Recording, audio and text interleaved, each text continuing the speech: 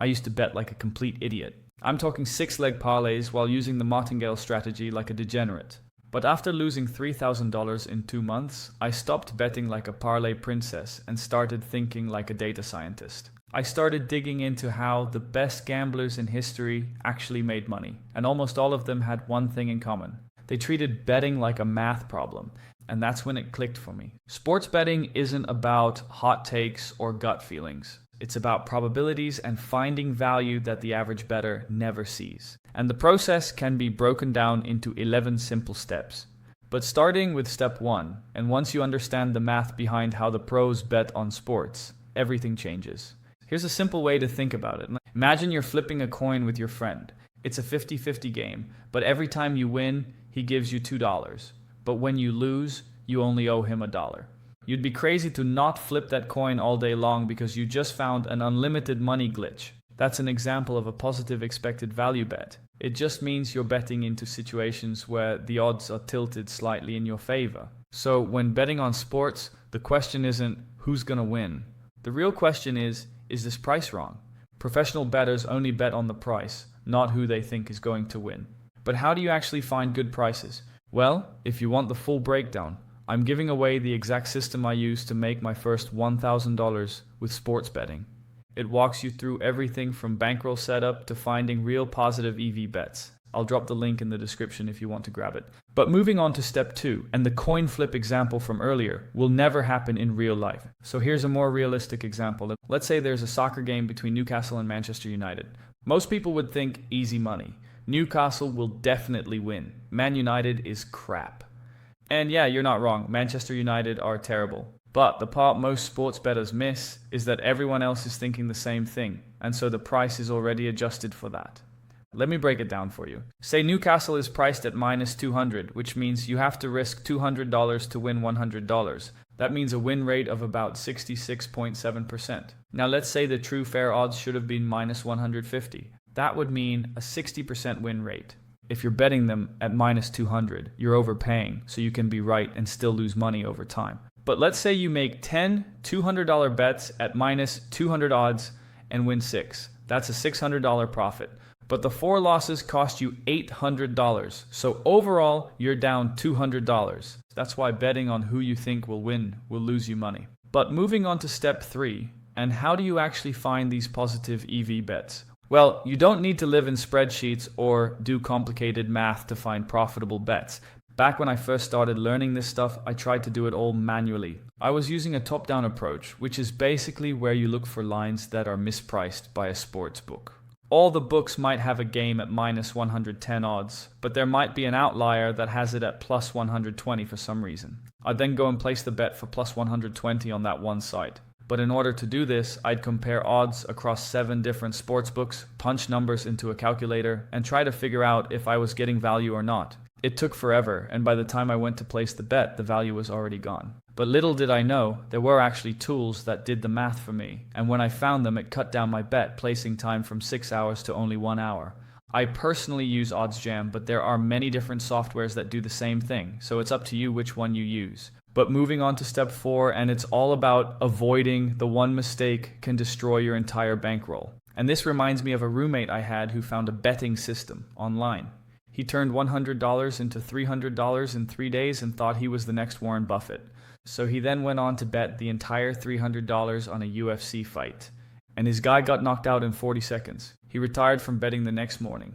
Even if you have an edge, you'll hit a losing streak. And if you're betting too much per play, your entire bankroll can get wiped out.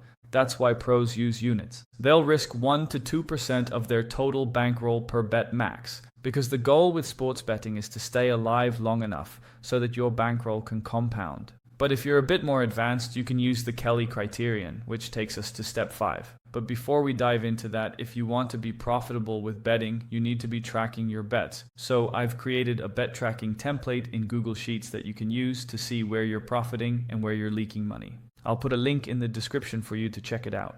But back to step 5, and how does the Kelly criterion actually work? Well, it was invented by a guy named John Kelly, a researcher at Bell Labs in the 1950s. Now, he wasn't trying to win sports bets. He was working on optimizing long-distance phone signals.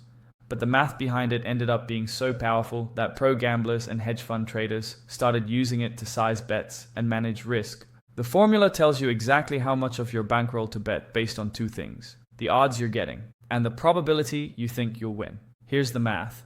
F equals B times P minus Q divided by B. F is the fraction of your bankroll to bet. Multiply this number by your total bankroll to get the actual dollar amount you should bet. B is the odds in decimal form minus 1. P is your estimated win probability. And Q is 1 minus the estimated win probability. Now let's do a real example with American odds. Say you're getting plus 100 odds, which is 2.00 in decimal. So B is equal to 2.00 minus 1, which is equal to 1.0. P equals 60% or 0.6. Q equals 40% or 0.4. Plug that into the formula and it's 1 times 0.6 minus 0.4, all divided by 1, which gives you 0.2. That means you'd bet 20% of your bankroll. But that's full Kelly, which is pretty aggressive. So most sharp bettors use half Kelly and quarter Kelly to smooth out variance and avoid huge swings. But when your edge is bigger, you bet more, and when it's smaller, you bet less. Now on to step 6, and once you start to profit with sports betting, you will eventually get limited by all the big sports books. So what do you do in this situation? Well, there are actually sports books out there that don't ban winners. Sharp books like Pinnacle, as well as betting exchanges like Betfair, actually want sharp bettors to bet with them. The thing is that the lines are usually sharper, and so if you're using a top-down betting approach and are price shopping for good odds, then you won't find much opportunity. Because of this, you need to switch to a bottom-up betting approach, which is what the real professionals are doing. Instead of reacting to the market, you're setting the prices yourself. You basically become your own odds maker, so you'll be building models and running your own probabilities. And you only place bets when you see that the market is off. Now, I won't lie, building a profitable model is hard. You're up against super nerds who are allergic to sunlight and live in their mum's basement, so you'll need to learn stats, modeling, and programming languages like Python to even stand a chance. But only 3% of sports bettors actually profit, so if you want to be part of that group, then you have to do what 97% of people aren't willing to do.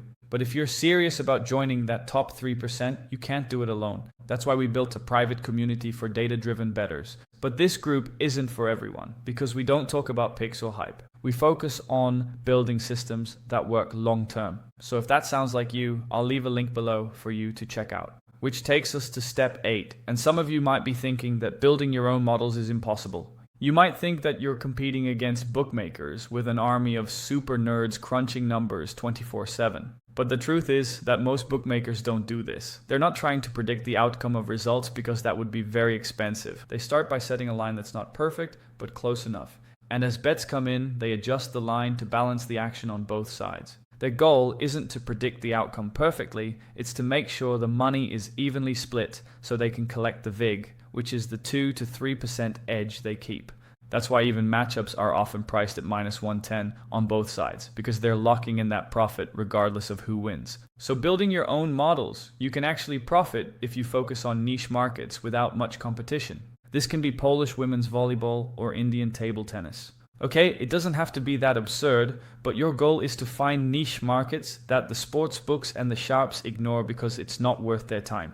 Which takes us to step 9, and how do you even build a sports betting model? Well, to keep things simple, here's a basic sports betting model. Now, I'm telling you up front, this isn't a good model. It won't make a profit, but what I want to do is show the foundations so you can go build your own models. So let's say you're betting NFL point spreads. You start by looking at each team's average margin of victory over their last 5 games. If Team A wins by an average of 7 and Team B loses by an average of 6, you predict Team A should be favored by around 13. That's a model. It's dead simple with only one variable, and probably wrong, but it's a starting point. Real models go way deeper, sometimes with 100 different numbers. They factor in injuries, quarterback performance under pressure, weather, offensive line metrics, travel fatigue, even referee tendencies.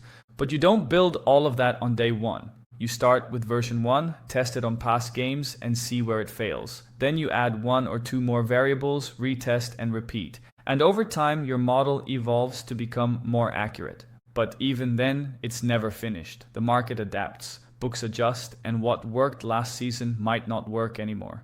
That's why real bettors don't post their models in public, because once the edge is common knowledge, it's gone. Now on to step 10, and if you're placing hundreds of bets a month, you're bound to hit a losing streak. It might only happen once every few years, but when it does, it hits hard. I had it happen once. My bankroll was up, confidence high, then boom, 12 losses in a row.